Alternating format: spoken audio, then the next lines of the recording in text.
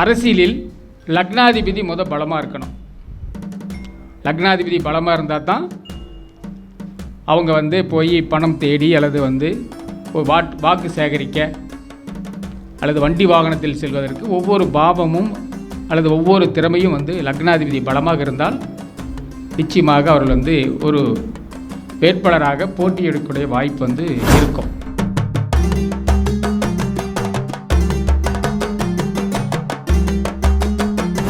இப்போ 2 பேர் போட்டியிடுறாங்க, ஒரு 4 பேர் போட்டியிடுகின்றார்கள். அவர்களில் யார் ஜெயிப்பார்கள் என்று பார்த்தால்,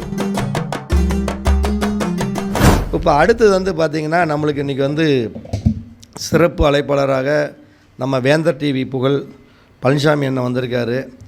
அவரை பற்றி சொல்லவே தேவையில்லை. நாங்கள் ஒரு டைம் வேந்தர் டிவிக்கு நாங்கள்லாம் போயிருந்தோம். ஒரு குறிப்பிட்ட காலம் இருக்கும்னு நினைக்கிறேன், அது ரொம்ப நாள் ஆகி போச்சு. அன்றைக்கி வேந்தர் டிவியில் இருக்கக்கூடிய டெக்னீஷியன்கள் எல்லாருமே இவருக்கு ரசிகர் ஆகிட்டாங்க. கூட்டிகிட்டு போன ஆளுகள் எல்லாமே வேறு ஆளுங்க, பெரிய ஆளுங்க. ஆனால் அந்த வேந்தர் டிவியில் இருக்கிற டெக்னீஷியன் பூரா இவருடைய கருத்து சிறப்பாக இருக்குதுன்ட்டு அண்ணன் அன்றைக்கி ஃபுல் ஃபார்மில் இருந்தார். அங்கே இருக்கக்கூடிய அந்த டெக்னீஷியனுக்கு பூரா இவர் தான் ஹீரோ. அன்றைக்கி அந்த அளவுக்கு அந்த ஜோதிடத்தை அவங்களுக்கெல்லாம் புரிகிற மாதிரி சொல்லி நல்ல பேர் வாங்கினார். அதிலிருந்து அண்ணனுக்கு பேரே வேந்தர் டிவி புகழ் பழனிசாமி அப்படின்னு தான் பேர். அதனால் தெரியும் எல்லாத்துக்குமே. அப்படிப்பட்ட அண்ணன் இன்றைக்கி என்ன ட்ரெண்டிங்கு, இன்றைக்கி 2025 முடிஞ்சு 26 பிறந்து அடுத்தது மக்கள் பரபரப்பாக எதிர்பார்த்துக்கிட்டு இருக்கிறது என்ன, நீயா நானா, யாருக்கு போட்டி அப்படிங்கிற மாதிரி இன்றைக்கி அரசியல் களம் சூடு பிடிச்சி இன்றைக்கி போயிட்டுருக்குது. அப்போ இன்றைக்கி அரசியல் அப்படிங்கக்கூடிய ஒரு அற்புதமான விஷயத்தை தான் அழகாக பேசுகிறதுக்காக வந்திருக்காரு. அண்ணன் அவர்களுக்கு ஒரு சிறிய மரியாதை நிமிஷம் செய்த பிறகு அவருடைய உரையை ஆற்றுமாறு நம்ம அன்போடு கேட்டுக்கொள்கிறோம்.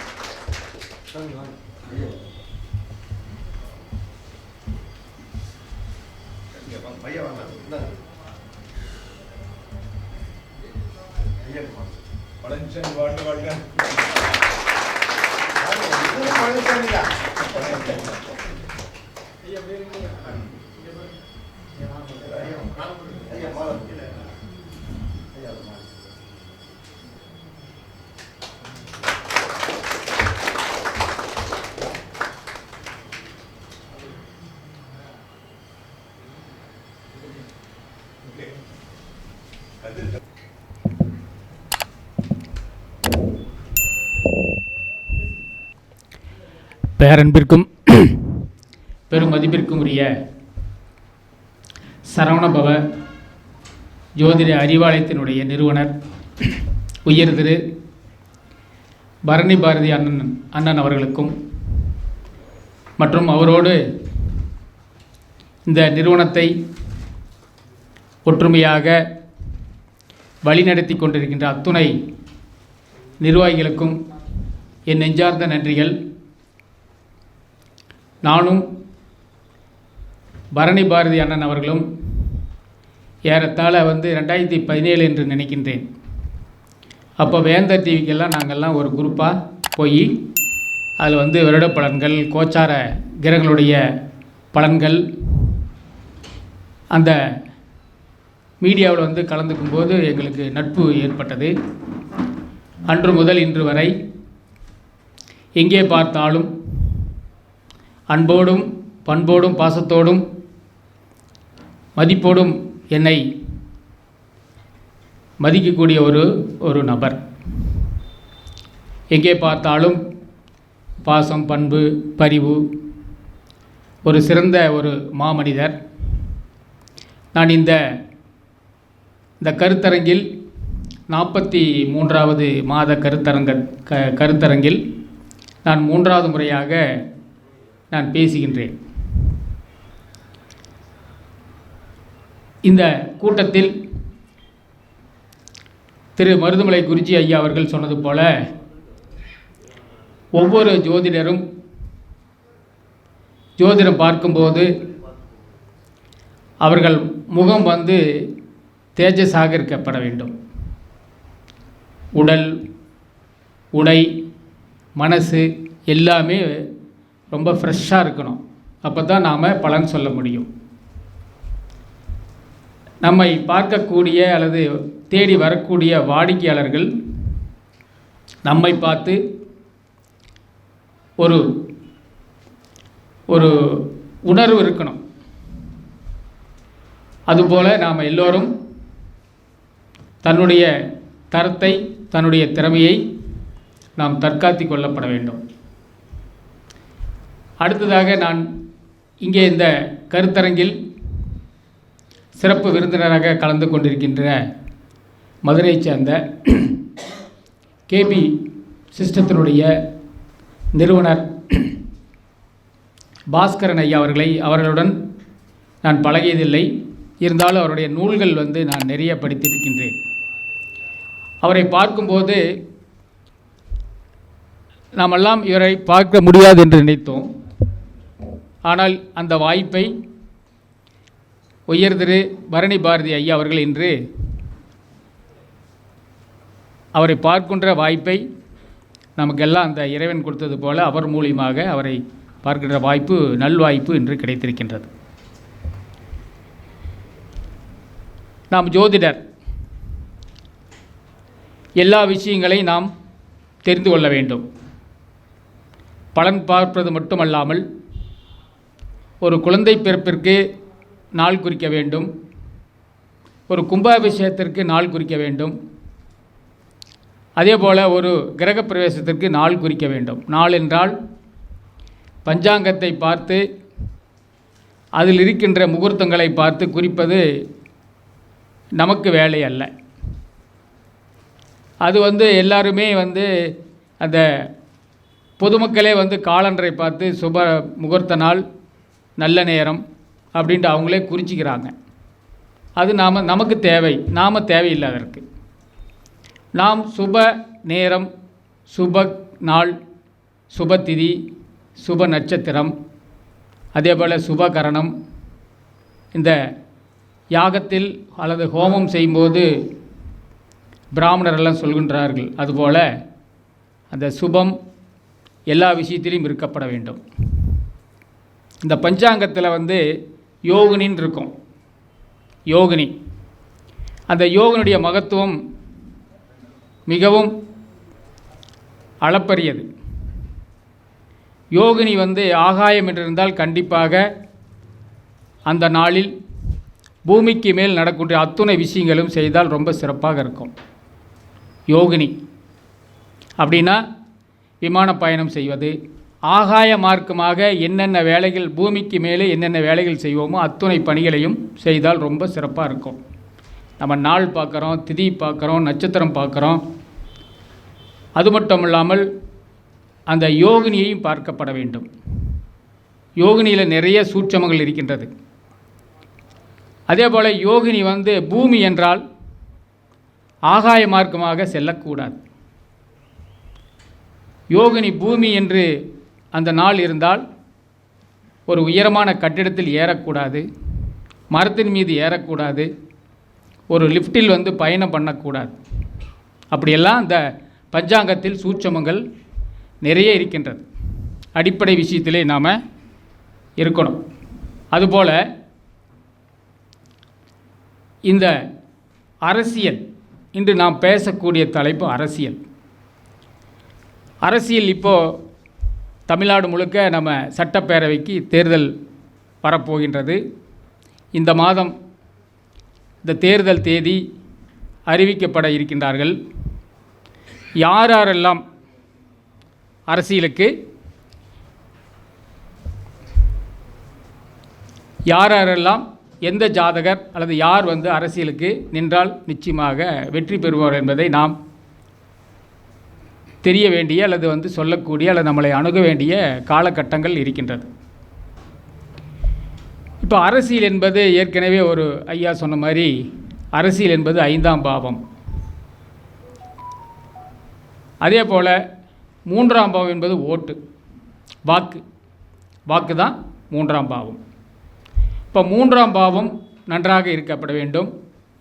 ஒரு ஜாதகத்தில் யார் போட்டியிடுகின்றார்களோ வேட்பாளர் 3, 5, 11 இதெல்லாம் ரொம்ப ரொம்ப சிறப்பாக இருக்கணும்.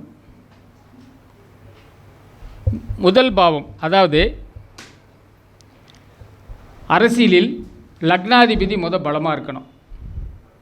லக்னாதிபதி பலமாக இருந்தால் தான் அவங்க போய் பணம் தேடி அல்லது வாக்கு சேகரிக்க அல்லது வண்டி வாகனத்தில் செல்வதற்கு ஒவ்வொரு பாவமும் அல்லது ஒவ்வொரு திறமையும் வந்து லக்னாதிபதி பலமாக இருந்தால் நிச்சயமாக அவர்கள் வந்து ஒரு வேட்பாளராக போட்டியிடக்கூடிய வாய்ப்பு வந்து இருக்கும். முதல் பாவம் அதாவது லக்கணம் தான் வேட்பாளர். வேட்பாளரை குறிக்கக்கூடிய பாவம் லக்கண பாவம். லக்னாதிபதி ஏற்கனவே சொன்னது போல பலமாக இருக்கப்பட வேண்டும். பலம் என்பது ஆட்சி, உச்சம், மூலத்திரிகோணம், வர்க்கோத்தமம், சுயசாரம், இதெல்லாம் வந்து பலமாக இருக்கணும். யார் போட்டியிடுகின்றார்களோ அவருடைய லக்னாதிபதி பலமாக இருக்க வேண்டும். அடுத்தது ரெண்டாவது பாவம். ரெண்டாம் பாவம் என்பது பணம். நமக்கெல்லாம் தெரிந்த விஷயம். அரசியலுக்கு பணம் தேவை. ஸோ அரசியலுக்கு வந்து பணம் தேவை. அதே போல் அரசியலுக்கு வந்து உதவி தேவை. ஸோ ரெண்டாம் பாவம் வந்து ரெண்டாம் அதிபதி ரெண்டாம் பாவம் நன்றாக இருந்தால் கண்டிப்பாக அவர்களுக்கு பொருளாதார ரீதியில் வந்து உதவி செய்வார்கள். 3 என்பது வாக்கு, 3 என்பது முயற்சி, 3 என்பது விளம்பரம், 3 என்பது பிரச்சாரம். 3ஆம் அதிபதி நன்றாக இருந்தால் கண்டிப்பாக அவங்க வந்து விடாமுயற்சியில் வந்து பிரச்சாரம் செய்வார்கள். தொய்வில்லாமல் பிரச்சாரம் வந்து செய்வாங்க. அதே போல் 3ஆம் இடம் என்பது வெற்றி ஸ்தானம். 3 நல்லா இருந்தால் தான் அவங்க வந்து வெற்றி அடைவாங்க. அதே போல் 3 என்பது மருதமலை குருஜி ஐயா சொன்னது போல் 3 என்பது சிறியது, 11 என்பது பெரியது. 3 என்பது சிறியது என்றால் நம் அரசியலுக்கு அப்போ சிறியவர்கள், அதாவது அந்த வயதில் குறைந்தவர்கள், சின்ன வயசில் இருக்கிறவங்க, சின்ன டீனேஜில் இருக்கிறவங்க, இவங்கெல்லாம் வந்து அந்த 3ஆம் அதிபதியும் லக்னாதிபதியும் தொடர்பு இருந்தால் கண்டிப்பாக இளையவர்கள் வந்து ஓட்டு போடுவாங்க. சின்ன பசங்க, அதாவது வந்து வயதில் குறைந்தவர்கள். அடுத்து 4 என்பது ஆதரவாளர்கள். 4 என்பது வாகன வசதி, அதே போல் பதவி. 4ஆம் அதிபதி நன்றாக இருந்தால் தாய்மார்கள் வந்து ஓட்டு அதிகமாக போடுவாங்க. பெண்கள் ஓட்டு அதிகமாக வாங்குவார்கள். அடுத்து 5ஆம் பாவம். 5 என்பது நாம் ஏற்கனவே நம்ம தெரிஞ்ச விஷயம், திட்டமிடுதல், பிளானிங். ஸோ அவங்க வந்து 5ஆம் பாவம் நன்றாக இருந்தால் தேர்தலில் நல்ல முறையாக திட்டமிடுவார்கள். 5ஆம் பாவம் நன்றாக இருந்தால் திட்டமிட்டபடி செயல்படுவார்கள். அடுத்து 5 என்பது நமக்கெல்லாம் தெரிந்த விஷயம், அதிர்ஷ்டம். 5ஆம் பாவம் நன்றாக இருந்தால் அவர்கள் வந்து அதிர்ஷ்டமாக செயல்படுவார்கள் அப்படின்ட்டு. 5 என்பது அரசியல், 5 என்பது திறமை வந்து நன்றாக இருக்கும். அதே போல் 6ஆம் பாவம். 6 என்பது நமக்கு எல்லாம் நாம் தெரிந்த விஷயம், எதிரி, பகை, அதே போல் பழிவாங்குதல். 6ஆம் பாவம் தான் பழி வாங்கிறது. 6ஆம் பாவம் தான் சதி செய்கிறது. 6ஆம் பாவம் என்பது விரோத மனப்பான்மை உள்ளவர்கள் இருக்கக்கூடிய அந்த பாவகம். அதேபோல் 6 என்பது தேர்தலில் போட்டி பாவம் 6ஆம் பாவம்.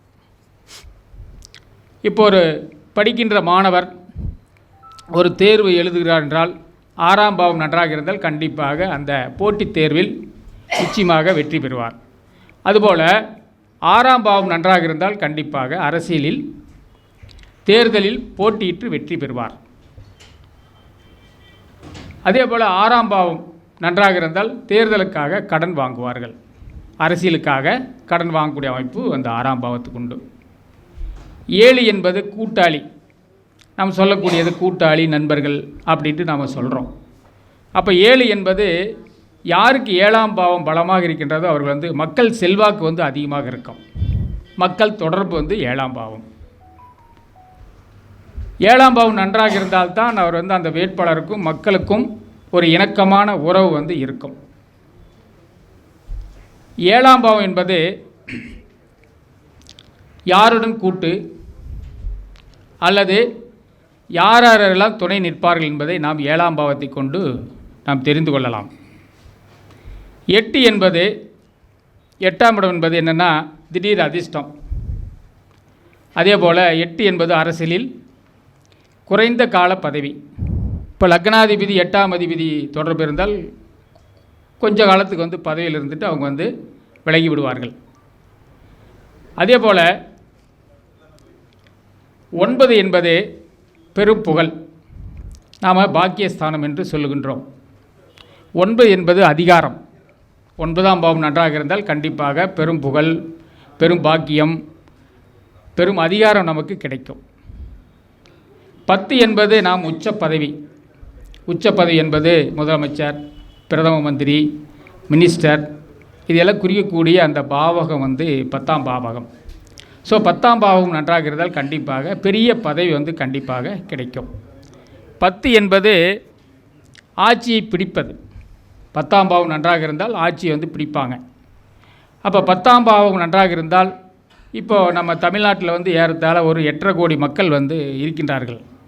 அந்த 8.5 கோடி மக்கள் அந்த யார் முதலமைச்சராகக்கூடிய அந்த வேட்பாளர் 10ஆம் பாவம் நன்றாக இருந்தால் கண்டிப்பாக அவர் ஆட்சி பிடிக்கக்கூடிய அந்த வாய்ப்பு உண்டு அப்படின்ட்டு ஒரு சொல்லக்கூடிய அமைப்பு.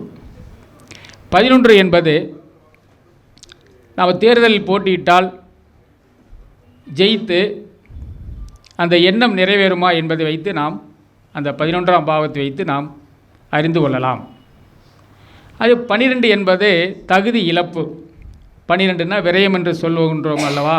அதனால் 12ஆம் பாவம் என்பது தகுதி இழப்பு. அப்படின்னா இப்போது 12ஆம் பாவம் இப்போ வேட்பாளருக்கு இப்போது நாமினேஷன் தாக்கல் பண்ணுறாங்க. அந்த 12ஆம் பாவம் சம்மந்தப்பட்டு அல்லது நிறைய பாவகரங்கள் சம்மந்தப்பட்டால் கண்டிப்பாக அந்த நாமினேஷன்லேருந்து அவங்க ரிஜெக்ட் ஆயிடுவாங்க. அப்போ நாம் ஜாதகம் பார்க்கும்போது நம்மளை நாடி வருகின்ற அந்த வேட்பாளரை நம்மை நாடி வருகின்றவர்களுக்கு நாம் இந்த 12 பாவங்களையும் நாம் ஆராய்ந்து பலன் சொல்ல வேண்டும். இப்போ இயற்கையாகவே யாருக்கு அரசியலில் ஆர்வம் இருக்குது, சின்ன வயசுலேருந்தே யாருக்கு அனுபவம் அல்லது ஆசை இருக்குது என்று பார்த்தோமே, ஆனால் இந்த கேது நட்சத்திரங்களில் அசுனி, மகம், மூலம் இந்த நட்சத்திரங்களில் பிறந்தவர்களுக்கு இயற்கையாகவே சிறு வயசிலிருந்தே அரசியலில் ஆர்வம் இருக்கும். அடுத்ததாக புதன் நட்சத்திரம் என்று சொல்லக்கூடிய ஆயில்யம், கேட்டை, ரேவதி இந்த 3 நட்சத்திரங்களும் அல்லது அதில் பிறந்தவர்களும் லக்னம், லக்னாதிபதி அல்லது சந்திரன் 5ஆம் அதிபதி இதெல்லாம் இருந்ததுன்னா கண்டிப்பாக அவர்கள் இயற்கையாகவே இளமையில் அவங்க அரசியலில் நுழையக்கூடிய ஆர்வம் கண்டிப்பாக அவர்களுக்கு இருக்கும். அது மட்டும் இல்லாமல் சரர வீடுகள் என்று சொல்லக்கூடிய மேசம், கடகம், துலாம், மகரம் இந்த 4 வீடுகளில் சூரியன், குரு, அதே போல் சனி பகவான், அடுத்து செவ்வாய் இந்த 4 கிரகங்களுடைய தொடர்பு இருந்தால் கண்டிப்பாக அரசியலில் நுழையக்கூடிய வாய்ப்பு உண்டு. அதே போல் கடகத்தில் குரு உச்சம், செவ்வாய் நீச்சம், மகரத்தில் குரு நீச்சம், செவ்வாய் உச்சம். இந்த குரு செவ்வாய் தொடர்பு இருந்தாலும் நிச்சயமாக அரசியல் அவர்கள் போட்டியிடக்கூடிய வாய்ப்பு உண்டு. அரசியல் லக்கணங்கள் இப்போ ஒவ்வொரு லக்கணம் எடுத்துக்கொண்டால் இந்த மேச லக்கணம், கடக லக்கணம், அதே போல் சிம்ம லக்கணம், விருச்சிக லக்கணங்கள் இந்த லக்கணங்கள் நம்பர் 1 அப்படின்ட்டு சொல்லக்கூடிய அமைப்பு. இந்த 4 லக்கணங்கள் இருந்தால் பிறந்தவர்கள் அரசியலில் நுழையக்கூடிய வாய்ப்பு நிச்சயமாக இயற்கையாகவே உண்டு. அதே போல் இன்னொன்று இந்த திக்பலம் என்று சொல்லக்கூடிய அந்த 10ஆம் இடத்தில் செவ்வாயோ அல்லது சூரியனோ திக்பலம் பெற்றால் கண்டிப்பாக அரசியலில் நுழையக்கூடிய வாய்ப்பு அல்லது அரசியலில் ஈடுபடக்கூடிய வாய்ப்பு கண்டிப்பாக எதிர்பார்க்கலாம். இந்த செவ்வாய்க்கு தான் 4ஆம் பார்வை உண்டு. செவ்வாய்க்கு 4ஆம் பார்வை உண்டு. அப்போ செவ்வாய் 4ஆம் பார்வையாக சூரியன் அல்லது குருவை பார்த்தால் கண்டிப்பாக அவர்கள் ஒரு அரசியலில் ஒரு பதவியை எதிர்பார்க்கக்கூடிய அமைப்பு அவர்களுக்கு உண்டு. அதே போல் இப்போ 2 பேர் போட்டியிடுறாங்க, ஒரு 4 பேர் போட்டியிடுகின்றார்கள். அவர்களில் யார் ஜெயிப்பார்கள் என்று பார்த்தால் அந்த பிறந்த கால லக்னாதிபதியை விட, அதாவது ஜாதகத்தில் லக்னாதிபதியை விட 6ஆம் அதிபதி வந்து பலமாக இருக்கப்பட வேண்டும். 6 என்பது தேர்தலில் வெற்றி. அப்படி வந்து 6ஆம் அதிபதி பலமாக இருந்தால் நிச்சயமாக அந்த தேர்தலில் வெற்றி பெறுவார்கள். 6ஆம் அதிபதியுடைய திசா புத்தி அந்தரம் நடக்கும் காலங்களில் அந்த வெற்றி வாய்ப்பை நாம் எதிர்பார்க்கலாம். அடுத்தது, இப்போ தேர்தலில் நடக்கும் சமயத்தில் லக்னாதிபதி நின்ற இடத்திற்கு கோச்சாரத்தில் ராகு சஞ்சரிக்கும் போது அந்த லக்னாதிபதியுடைய பாகையும் கோச்சார ராகுனுடைய பாகையும் க்ளோஸில் இருக்கும்போது, நெருங்கிய பாகையில் இருக்கும்போது யார் போட்டியிடுகின்றார்களோ அவர்கள் தோல்வி வந்து அடைவார்கள். அதாவது லக்னாதிபதியினுடைய டிகிரிக்கும் கோச்சாரத்தில் ராகுனுடைய பாகைக்கு நெருங்கிய பாகையில் செல்லும்போது நிச்சயமாக அந்த வேட்பாளர் வந்து தோல்வி அடைவார்கள். அதே போல் 6ஆம் அதிபதியின் மீது, இப்போ லக்னாதிபதி மீது கோச்சாராக போன தோல்வி, ஆனால் 6ஆம் அதிபதியின் மீது கோச்சாரராக சென்றால் வெற்றி அடைவார்கள்.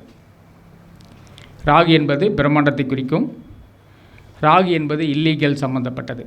ஸோ அதை செஞ்சாங்கன்னா கண்டிப்பாக அவங்க வந்து, ஏன்னா இப்போ அரசியல்னாவே இல்லீகலாக தான் அதிகமாக போயிட்டுருக்கு. அரசியலெல்லாம் மாதிரி நாகரீகமான அரசியல், தர்ம முறையான அரசியல் இப்போது நடக்கிறதுக்கு 200% குறைவு.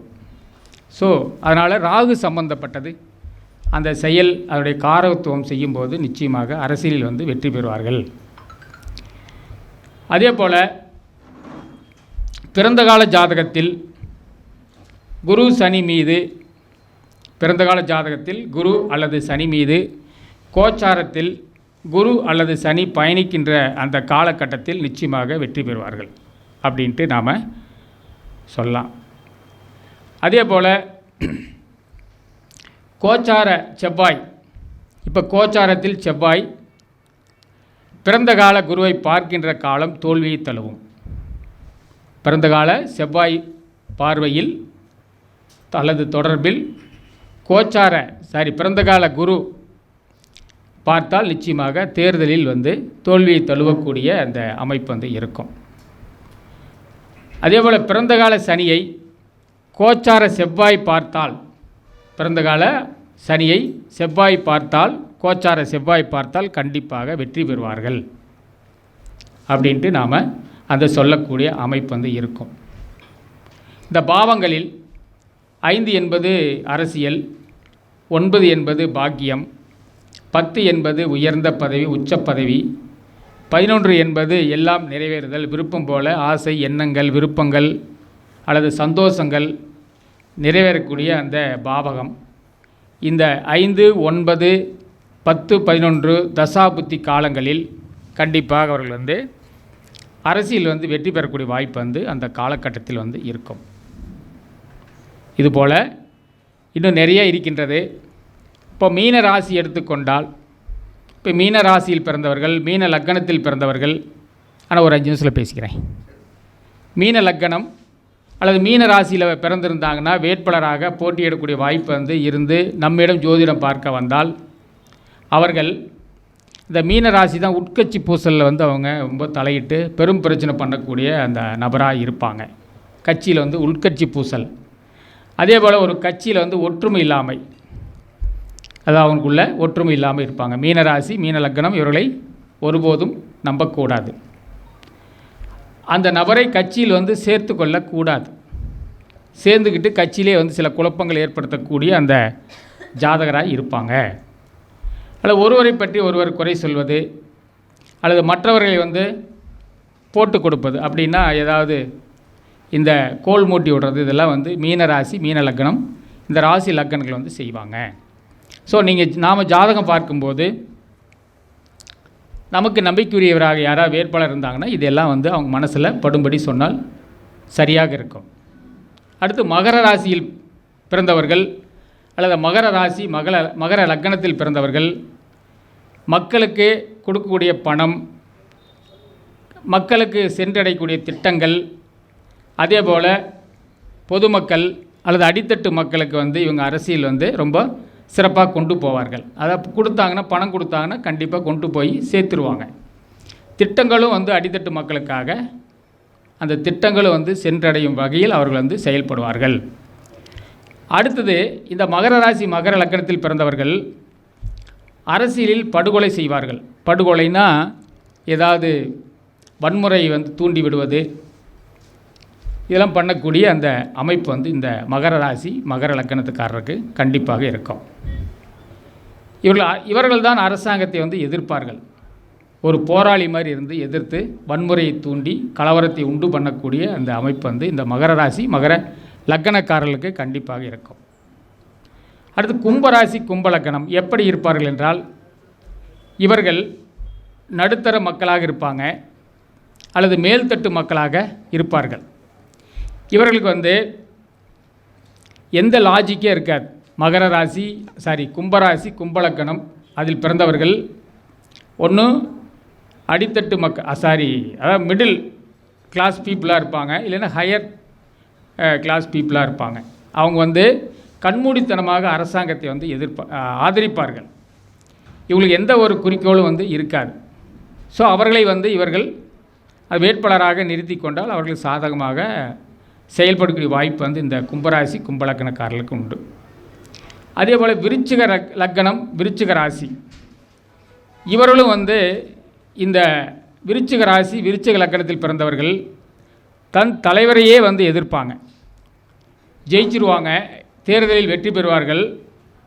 வெற்றி பெற்ற பிறகு எனக்கு வந்து ஆட்சி அதாவது வந்து பதவி கொடுக்கவில்லை என்று தன்னுடைய தலைவரே வந்து எதிர்க்கூடிய அந்த வல்லமை இந்த விருச்சிக ராசி விருச்சிக லக்னங்களுக்கு உண்டு. அடுத்து வந்து கன்னி ராசி. கன்னி எப்போவுமே அரசியல் வந்து 6ஆம் இடம், காலப்புருஷனுக்கு 6ஆம் இடம், தேர்தலில் வெற்றி என்று சொல்லக்கூடிய அந்த அமைப்பு வந்து இந்த கன்னி ராசிக்கு இயற்கையாகவே இருக்கும். கன்னி ராசி கன்னி லக்னம் இவர்களுக்கு இந்த தேர்தல் அறிக்கை வந்து திட்டமிட்டுபடி வந்து தயாரிப்பாளர்கள். இவர்கள் தான் வந்து கன்னி ராசி கன்னி லக்னத்தில் இருக்கிறவங்க தேர்தல் அறிக்கை திட்டமிட்டபடி தயாரித்து மக்களுக்கு வந்து சிறப்பாக அந்த திட்டங்களை செயல்படுத்தக்கூடிய வல்லமை வந்து அவர்களுக்கு உண்டு. வாக்குறுதி வந்து காப்பாற்றுவாங்க. கொடுக்கக்கூடிய வாக்குறுதி வந்து அவர்கள் வந்து கன்னி லக்னம் கன்னி ராசியில் பிறந்தவங்க அல்லது வந்து சூரியன் கன்னியில் இருக்கிறவங்க கண்டிப்பாக இந்த வாக்குறுதிகளை நிறைவேற்றக்கூடிய வல்லமை அவர்களுக்கு உண்டு. அதே சமயத்தில் இவர்கள் கட்சி விட்டு கட்சி வந்து தாவுவார்கள். ஒரு கட்சியிலிருந்து இன்னொரு கட்சிக்கு வந்து அவங்க போகக்கூடிய தன்மை வந்து இருக்கும். அடுத்ததாக தனுசு ராசி தனுசு லக்னத்தில் பிறந்தவர்கள், இது ஏற்கனவே போராட்டமான ராசி, படுகொலை ராசி. இது தனுசு ராசி தனுசு லக்னம் போராட்டமான ராசி. இவர்கள் போராட்டம் பண்ணுவாங்க, வீண் பழிகள் வந்து சுமத்தக்கூடிய அந்த நபராக இருப்பாங்க.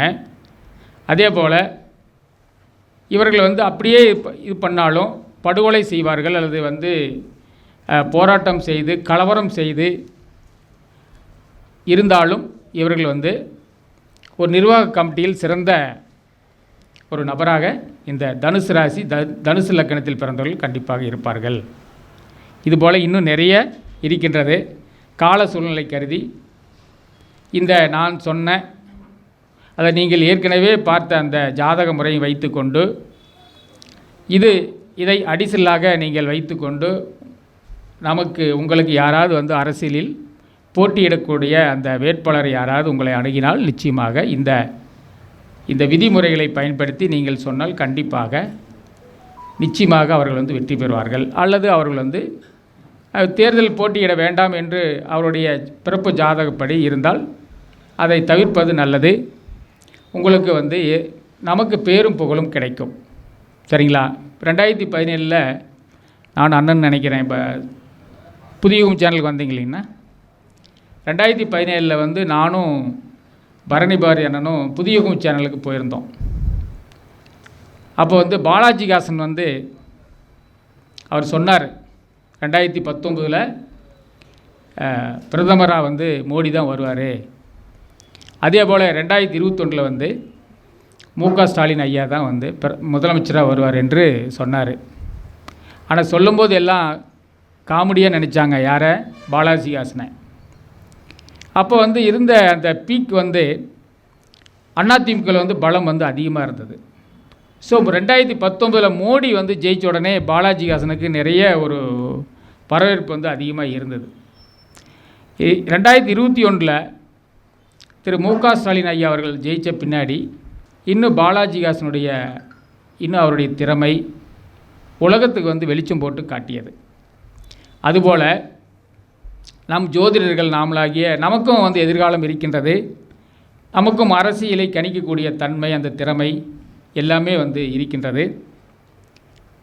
அல்லது இந்த சட்டமன்ற தேர்தல் மட்டுமல்லாமல் அடுத்து வரக்கூடிய உள்ளாட்சி தேர்தல், அதுலேயும் வந்து நிறைய கவுன்சிலர், தலைவர் இதுக்கெல்லாம் வந்து போட்டியிடுவார்கள். அவர்களுக்கும் இதே விதிகள் தான். ஸோ இதையெல்லாம் பயன்படுத்தி நம் வாழ்வில் எல்லோரும் வெற்றி பெற இறைவனை வேண்டிக் கொண்டு எனக்கு வாய்ப்பளித்த சரவணபவ அறிவாலயத்தினுடைய நிறுவனத் தலைவர் உயர் திரு பரணி பாரதி அண்ணன் அவர்களுக்கு மீண்டும் என் நெஞ்சார்ந்த நன்றியை தெரிவித்துக் கொண்டு விடைபெறுகிறேன். நன்றி, வணக்கம்.